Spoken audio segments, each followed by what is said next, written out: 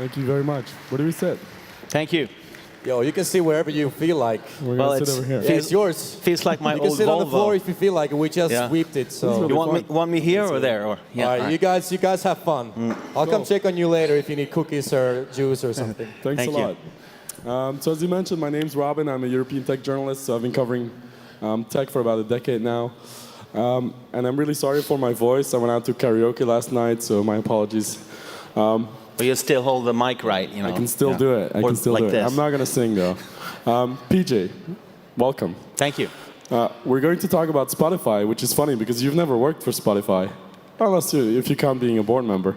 But what is your involvement with Spotify? Why are you here? Yeah, so I'm still on the board of directors. I've been since the summer of 2008, which was about 3 months before the service was launched officially in Stockholm, and then it was rolled out across the globe, and now in, I think it's 58 countries, has some 100+ million active users and 40+ million paying subscribers. But it hasn't always been that good. Well, I think everyone agrees it's a great company. Yeah. But obviously, they started small, like every company did. So why don't you take us back to the very beginning and how you became an investor in Spotify? Yeah, so Martin Lorentzon and Daniel Ek, the two co-founders, I actually knew them from before.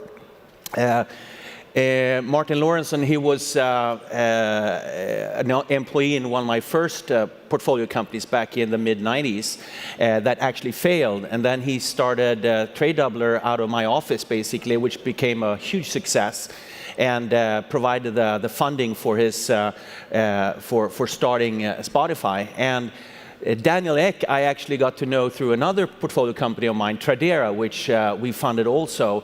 And Jonas Norlander, who was the CEO there, he had a really hard time finding tech talent. And so he had to really look hard and found a part-time CTO. The reason Daniel was part-time because he was still in 9th grade. And then he moved on and eventually started on 1st of April 2006, they started Spotify, Daniel and Martin together.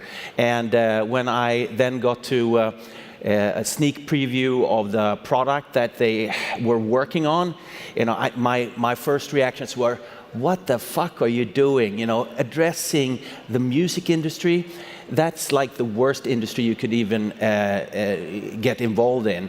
I had at that time already invested in 2 or 3 startups that failed miserably in the music space, but when I saw the product, I was convinced they were onto something really interesting. So that I find really interesting because, as you mentioned, like even in 2008, the space was already littered. Like there were cemeteries worldwide full of music startups just trying what Spotify did.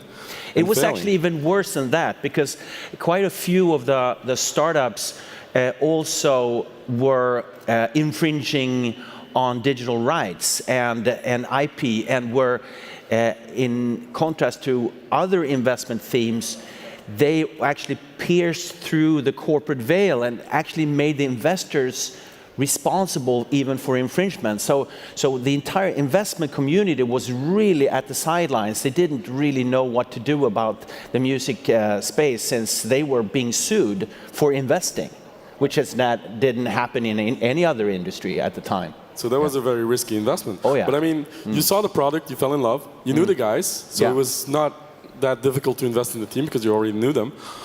But still, what are some of the things that made you want to be an investor? Because the product back then must have been prototype, it must have been pretty basic.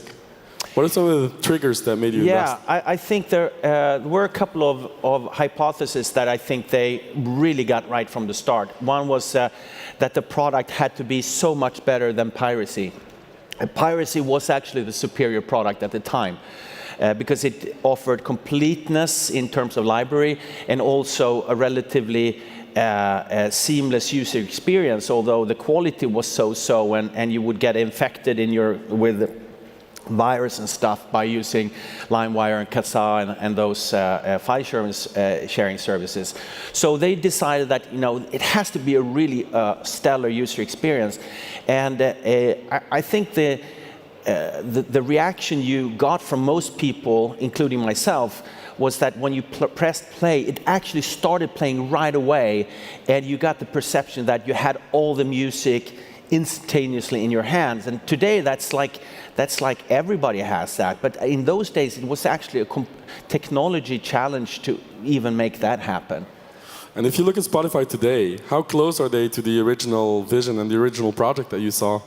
Well, I think we actually invested in a company that was planning to monetize by advertising and have an ad-based model, and the subscriber model was not a particularly prominent part of the revenue model. And also, I think in a way, the subscriber push came largely from the content owners rather than from the company itself. So now we have basically ended up in a situation which is quite the opposite, where a huge majority of the revenues are from subscription, and the ad-based revenue is more like a recruiting funnel to get people to subscribe. So it serves a different purpose. It is certainly a different revenue model than we invested in it. Got it. Very interesting. So let's go back to the beginning, because you mentioned that Spotify was one of the early pioneers in actually talking to the labels and getting the rights, and some of them even became stakeholders in the company over time. But I feel like if you're in a label, you're in the big music industry, and there's these two Swedish guys that you've never heard of, and they come to you with this product that barely functions because it's a prototype. How the hell did they get those deals? Yeah, I think that's probably one of the big accomplishments of the team, that they never gave up, and that they also didn't cut corners. They decided that they were not going to end up in the same category of startups that were actually compromising on the ethics of whose work it is that they represent.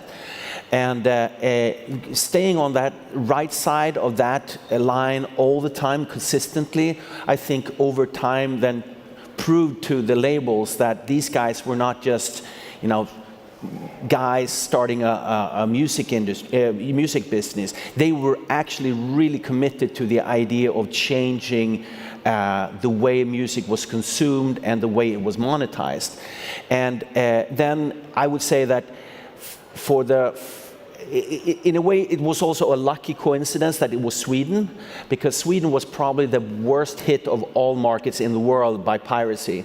And if you remember that both the Pirate Bay and Kazaa were founded by two Swedes, and both of them got tremendous distribution. And I think that at some point in time, they probably represented 80-90% of the digital consumption with absolutely no monetization. So the music industry was not only down on its knees, they were down and out in Sweden. So they were willing to test something, and when Spotify was offering that testing opportunity, and it actually worked, that gave then the argument to spread that across more geographies. But it took a lot of time and a lot of effort from the team to make that work. Right. And how has that relationship with the labels evolved over time? Because I can imagine it wasn't always easy. No. Must have been up and down. Yeah, so